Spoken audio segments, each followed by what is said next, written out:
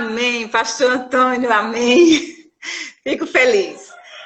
Ô, Igreja do Senhor, graça e paz.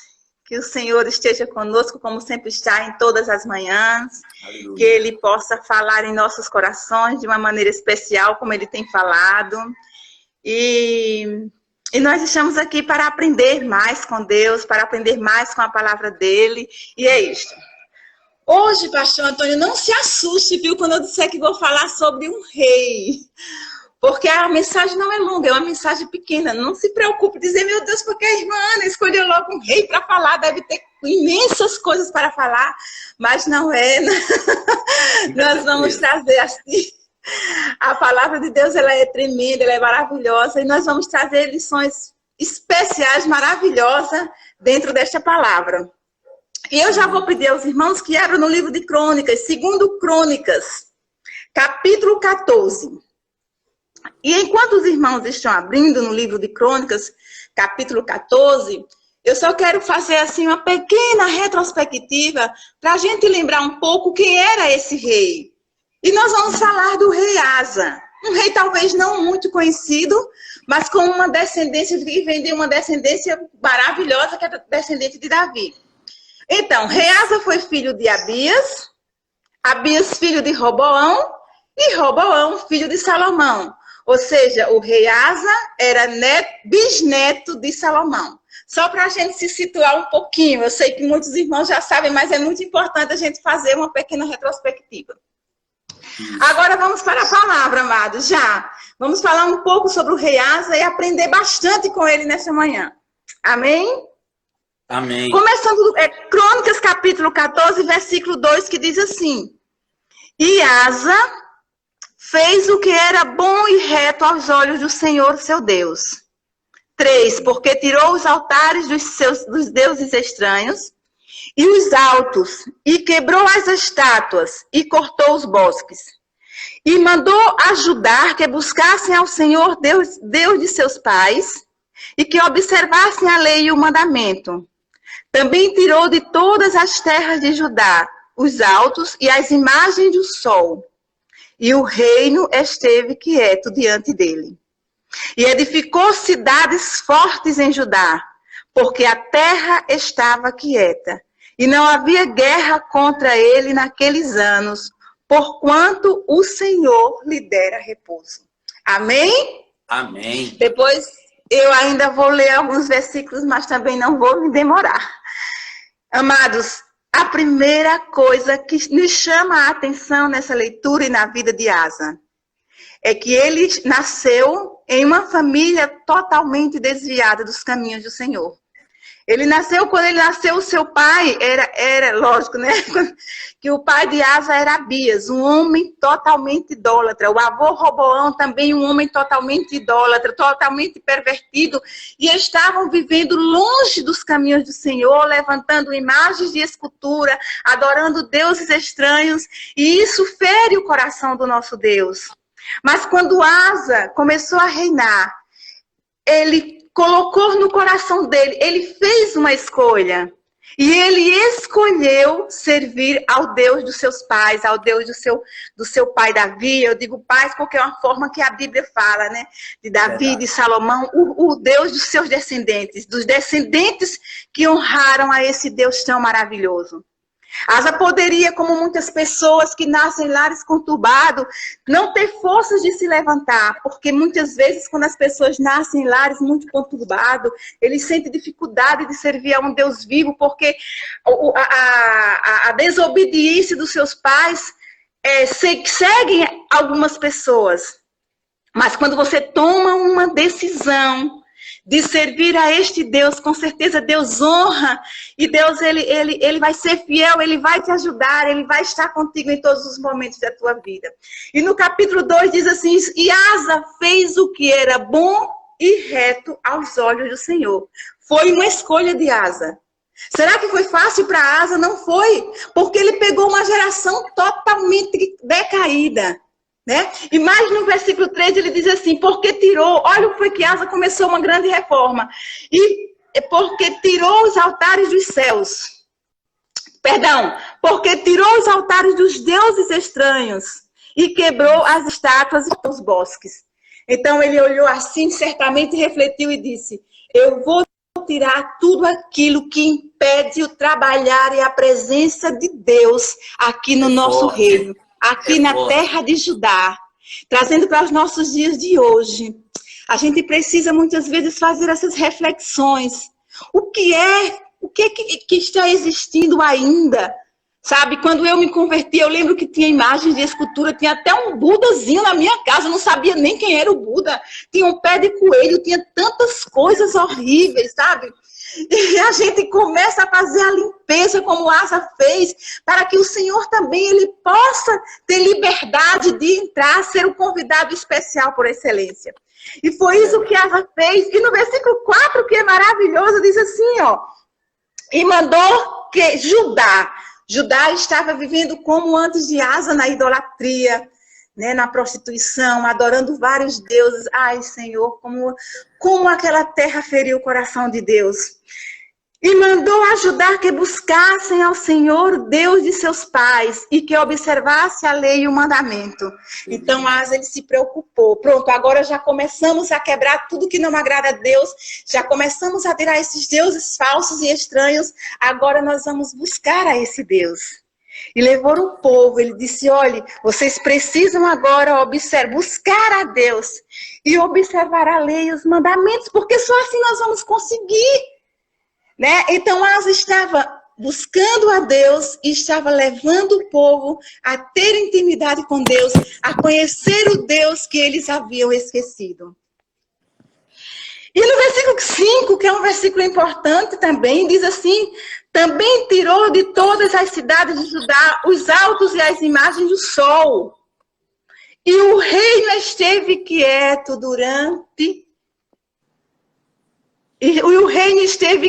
diante dele. A gente fala já um pouquinho sobre esse versículo 5 e o pastor Antônio vai estar mais ou menos aqui dentro desse versículo.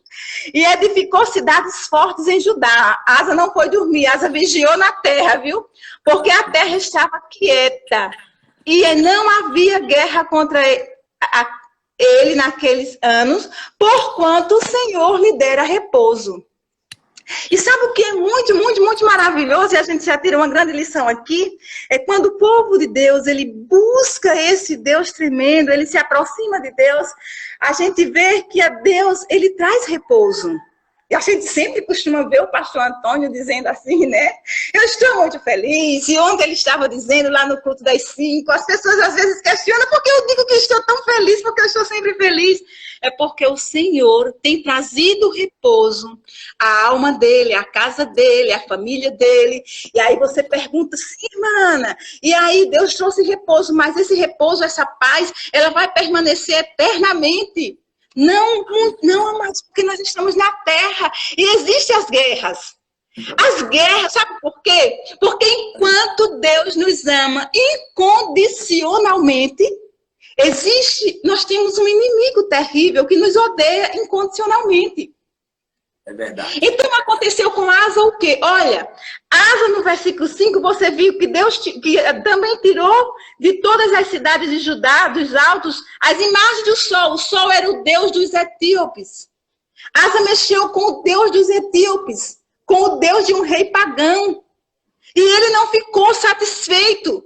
Então, eu vou perguntar para vocês, eu lembro assim, primeiro que a pergunta, né? Vocês acham que quando nós nos aproximamos de Deus, nós tentamos uma comunhão mais íntima, uma aproximação maior, como o pastor Antônio fez nessa pandemia, né? Buscando a Deus, só a Deus que deu força mesmo. Todo dia. 2 vezes por dia, de manhã e à noite. Amados, o amor incondicional de Deus passou a amá-lo mais ainda, mas o inimigo das nossas almas ficou furioso. E eu lembro que uma certa vez, pregando, ele disse que eita, às vezes eu esqueço o nome da Valdiane, porque o pastor fala tanto na minha Di que eu esqueço. É a minha Di, não tem problema não. A Valdiane, eu lembro que ele falou assim, que a Valdiane teve um sonho, que o sonho, ele falava mais ou menos sobre retaliação, né? Sobre a vida talvez do pastor, alguma coisa semelhante. E essa retaliação, ela aconteceu na vida de Asa, que estava vivendo tranquilamente, porque ele tinha certamente buscado a um Deus tão grande, tão tremendo e tão maravilhoso. Mas a gente vai e fala aquela mesma frase que é tão repetida, né? Que o inimigo, ele só se levanta para cair, né? Talvez ele se levante com toda a empolgação, como ele se levantou para destruir o rei Asa. Mas ele sabia que Asa estava com Deus, mesmo assim ele disse, meu Deus, aquela naçãozinha diante do meu exército, eu vou esmagar aquele povo. E talvez o inimigo, ele muitas vezes ele pensa, aquele povinho ali, onde existe no meio daquele povo pessoas falhas, aquele pastor ali todos os dias levando a palavra, eu vou conseguir, porque o reino dele é grande, é uma terça parte dos anjos, né? Mas o inimigo, quando o ser humano está com Deus, ele se levanta apenas para cair. E vamos ver vamos confirmar isto na palavra de Deus no versículo 9. Olha, diz assim o versículo 9. E Zerá, o etíope, saiu contra eles com um exército de mil milhares e 300 carros e chegou até Meraça. 10 diz, então, Asa saiu contra ele e ordenara a batalha no vale de Zefatá, junto a Meraça. Queridos, você imagine, se você vê um versículo antes, no versículo 8, você vai ver que o exército de Asa tinha 580 homens, 300 da tribo de Judá e 280 da tribo de Benjamim, está no versículo 8. E ele agora está de frente, o inimigo, e o inimigo tem 1 milhão de homens. O exército de Asa estava preparado, era um exército preparado, mas o exército do inimigo também era um exército muito preparado. Ou seja, o inferno é organizado, mas o povo de Deus é um povo muito organizado. E o que importa aqui não é a quantidade, mas a presença de um Deus que está disponível para nos socorrer quando nós já não podemos, já não temos mais forças e não conseguimos lutar. Ou seja, humanamente falando, a vitória de Asa seria impossível. Mas sabe o que Asa faz? Asa olha para aquele exército enorme. E ele vai orar ao Senhor. E é muito grandioso, é muito maravilhoso, porque no versículo 11, Asa, ele não apenas ora, diz o versículo que Asa clama a Deus. É verdade. E Asa, no versículo 11, fala assim, e Asa clamou ao Senhor seu Deus e disse, Senhor, nada para ti é ajudar, que o poderoso quer se de nenhuma força. Ajuda-nos, pois, Senhor, nosso Deus, porque em ti confiamos e no teu nome viemos contra esta multidão. Senhor, tu és o nosso Deus, não prevaleça contra ti o homem. Olha a oração de Asa. Asa diz, Senhor, humanamente falando, eu não posso. Mas tu és o nosso Deus, se o Senhor pelejar por nós como general de guerra, como um Deus que não perde batalha, nós sabemos, Senhor, que se o Senhor for na frente, a vitória está garantida. Então, Senhor, nós temos te buscado. Então, Senhor, peleja contra este povo. Ele diz assim, não prevaleça contra ti o homem. Por que contra ti? Porque aquele povo estava vindo contra o povo de Deus. E o povo de Deus pertence a Deus. Então o inimigo ele não pode, em hipótese nenhuma, vencer. Principalmente quando o homem está diante de um Deus que é forte, está na presença de Deus. E a resposta de Deus vem no 12 que diz assim, e o Senhor feriu os etíopes diante de Asa e diante de Judá, e fugiram os etíopes.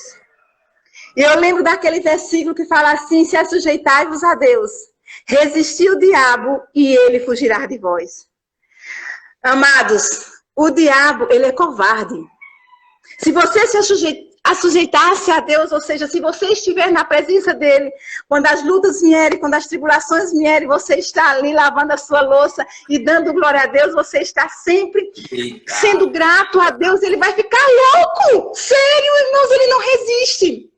E eu vou falar uma coisa assim que vai ser rápido, pastor, e que eu acho assim muito extraordinário, sabe? As pessoas vão para um terreiro, por exemplo, e lá o inimigo ele pede suas oferendas, né? E as pessoas preparam, as pessoas que servem ao inimigo, eles preparam aquela oferenda e levam numa cruzilhada, e ali tem farofa, ou talvez, eu falo porque eu já fui, né? E Deus me libertou, graças a Deus, e ali tem galinha e tem tudo, e o inimigo fica ali ao seu derredor, querendo sentir pelo menos o cheiro, mas ele não sente nem cheiro, nem come, nem nada. E ele, por isso que ele tem uma inveja tão grande do ser humano, porque ali chega um homem, talvez um bêbado, desprezível, um ser humano que não tem muito valor, olha para aquilo ali e diz, eita, arranca um pedaço da perna do frango e come, e ele está ali dizendo, esse homem que eu mesmo deixei ele no lamaçal, está comendo daquilo que ele achava que pertencia a ele. E ele não, e o homem come e vai embora, vem uma formiguinha que você pisa, né? Que o ser humano pisa, um inseto, e também sai carregando as farofinhas, ou talvez mais alguma coisa, e ele não pode fazer nada. Por quê? Porque nós, eu e você, nós somos feitos de uma forma muito especial. Isso mostra o nosso valor diante de Deus. O quanto ele se torna pequeno. É por isso que ele tem tanta inveja de mim e de você. Porque ele não pode. Ele está ali diante de um ser humano que para ele, talvez tenha sido ele próprio que levou aquele ser humano ao vício do álcool. Aqui está chovendo muito, pastor. Ao vício do álcool. Mas aquele ser humano, talvez desprezível pela própria humanidade, ele consegue saborear o que ele gostaria e ele não pode. Então nós temos um valor muito grande para Deus. Com certeza. Eu quero dizer que o amor de Deus, ele é assim, incondicional. Mas as promessas de Deus, elas são condicionais muitas vezes. E você me pergunta, eu já estou finalizando, viu? Mas para finalizar, eu preciso ler um versículo aqui. Por quê? Porque nós precisamos entender. Depois, se você for ler a história de Asa, você vai ver que Asa ele se perdeu um pouco em seus caminhos. O pastor Antônio falou que nós precisamos ser perseverantes. Nós estamos vivendo um mês de perseverar na presença de Deus. É isso mesmo. Perseverar em nossos propósitos. Então, Asa, ele foi uma pessoa muito importante na história de Israel. Mas, infelizmente, ele não perseverou. E Deus falou com ele. E por ele não perseverar, ele infelizmente, o seu reinado foi enfraquecido. Mas eu só quero mostrar aqui, só ler um versículo para falar, quando Deus fala com Asa e pede que Deus diz assim, olha Asa, se você permanecer na minha presença junto com o povo, eu também permanecerei com você. Se você me buscar, você vai me achar. E algumas pessoas já me perguntou assim, pastor Antônio, eu não entendo, irmã Ana, por que se diz que o amor de Deus é incondicional e as promessas de Deus são condicionais? Oh, amado, é tão profundo isso. Sabe, Deus estava vendo ali, Deus olha para mim e diz, olha irmã Ana, se eu deixar você muito solta, ou a igreja assim, se eu não fizer as promessas condicionais, Deus é tão presciente, a presciência dele, ele vê o futuro, e Deus já estava vendo ali, que se Asa não fizesse uma aliança com Deus fiel até o final, se ele não perseverasse, aquele reino, ele ia voltar a adorar a imagem de escultura. Então quando Deus passou a ver o futuro, Deus diz, olha Asa, no capítulo 15, no versículo 2, eu vou ler. E saiu ao encontro de Asa e disse o profeta Azarias, né? E disse, ouve-me, Asa, e todo Judá e Benjamim. O Senhor está convosco, enquanto vós estar com ele. E se o buscardes, o achareis. Porém, se o deixardes, vos deixarás. Então, é uma promessa condicional. É forte. Por quê? Porque Deus quer nos manter na linha? Não. Nós somos livres. Porque Deus vê o futuro. Porque Deus sabia que se Asa se afastasse dos caminhos do Senhor, aquela nação voltaria a fazer tudo novamente, a adorar a deuses estranhos, a levantar altares, a viver uma vida de prostituição, a viver longe dos caminhos do Senhor. E o amor de Deus é tão grande que Deus não queria que isso acontecesse. Por isso que Deus faz essa promessa condicional e diz, Asa, permanece. Em outras palavras, Deus queria dizer, olha Asa, eu estou te dizendo que o perigo existe, que o inimigo inimigo existe, que eu te livrei desta vez, porque tu estava comigo, porque o povo estava comigo. Mas se você se afastar, Asa, se você e o meu povo se afastar, você vai ficar muito fragilizado, e as nações podem te alcançar, e o povo, a fé do povo pode ser abalada. Então é isso que Deus fala conosco quando as promessas dele são condicionais. Não é que ele quer nos manter ali na linha, não. Ele quer que você e que eu sirva a ele de uma forma extraordinária, de uma forma livre. Mas ele vê, olha, irmã Ana, se você tivesse permanecido, quando você se afastou lá atrás, se você tivesse permanecido lá no mundo, como você estaria hoje? E eu pergunto a muitas pessoas que se afastaram um dia dos caminhos do Senhor, se não tivesse voltado, como estaria hoje? Eu estou tão bem, meu irmão, entre trancos e barrancos, sabe? Eu sei que existe um Deus que é maravilhoso, que é tremendo, que vale a pena servir a Ele. E às vezes quando eu tropeço, eu digo, Senhor, eu estou aqui, Deus de Israel, eu estou aqui. Dobro o meu joelho e digo, Deus, nós estamos aqui, o Senhor está comigo. E me ajuda a me levantar de alguma coisa que às vezes nós erramos durante a nossa caminhada. Não se chama pecado, mas as falhas, os tropeços que às vezes acontecem na nossa vida, não, eu não deixo que dê tempo o inimigo olhar. Quando ele olha, eu digo, epa, você viu, não foi? Mas o meu Deus disse que se eu me humilhar e buscar a sua presença e me voltar, ele estará com os braços abertos para me dar de novo um abraço de vitória e de graça. E a palavra é esta, meu irmão, meu querido irmão. Se vier alguma retaliação sobre a sua vida, porque você está fazendo a obra de Deus, lembre-se do rei Asa, lembre-se que ele buscou a Deus e que Deus não vai permitir que nenhum dado inflamado atinja a sua família. E se por acaso alguma coisa atingir, saiba que as mãos do Senhor é forte para nos dar livramento. Amém, pastor, é isso. Amém, amém. Gente, que palavra abençoada, que palavra poderosa. Irmã Ana é verdadeiramente uma estudiosa da Bíblia, ela sempre amou estudar a Bíblia, conhece e transmite com unção e graça. Ana, mais uma vez foi um privilégio ouvir a voz de Deus através da sua voz. Que o Senhor continue te dirigindo, conduzindo os passos. E um forte abraço para você e toda a família, viu? Amém, pastor Antônio. Amém, igreja do Senhor. Aleluia. Gente, olha só, nós estamos voltando com tela inteira aqui. Nosso culto já está no finalzinho, né? Uma palavra muito abençoada de Deus através da vida da irmã Ana, sobre o rei Asa, né? Sobre construir, né? Um relacionamento com Deus, derrubando os altares e estabelecendo uma aliança eterna com Deus, né? Nessa manhã de segunda-feira, nós estamos no comecinho de uma semana, uma palavra muito propícia para você dirigir a sua vida. Quais altares, né, eu preciso derrubar e qual é realmente o altar do Senhor que eu preciso construir? Ao falar de altar, eu sempre lembro de Elias, quando Elias foi responsável como porta-voz de Deus, de derrubar os altares de Baal lá naquela nação e de restaurar o altar do Senhor. Talvez hoje seja o dia de você refletir exatamente sobre a construção do altar que levantamos para Deus. Todo dia, um pouco mais, uma adoração, uma oração, uma entrega, um meditar da palavra. Que o Senhor te abençoe, que o Senhor te dirija, né? Nós vamos agora orar ao Senhor, agradecendo por essa palavra abençoada e a aplicação dela em nossas vidas. Amém? Senhor Deus, muito obrigado, Senhor, pela vida da irmã Ana, por entregar essa palavra que veio de Ti para as nossas vidas.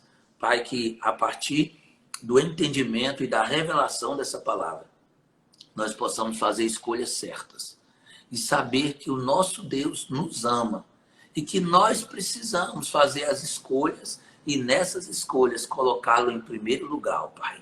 Pai, que nessa semana que recebemos como presente das Tuas mãos, sejamos em tudo guiados e dirigidos pelo Senhor. A minha vida, a minha casa, a vida e a casa dos meus irmãos e irmãs estejam todos abrigados debaixo de Tuas asas. Porque o Senhor é bom e a Tua misericórdia é para sempre. Mas porque também nós iremos continuar fazendo a escolha pelo Senhor.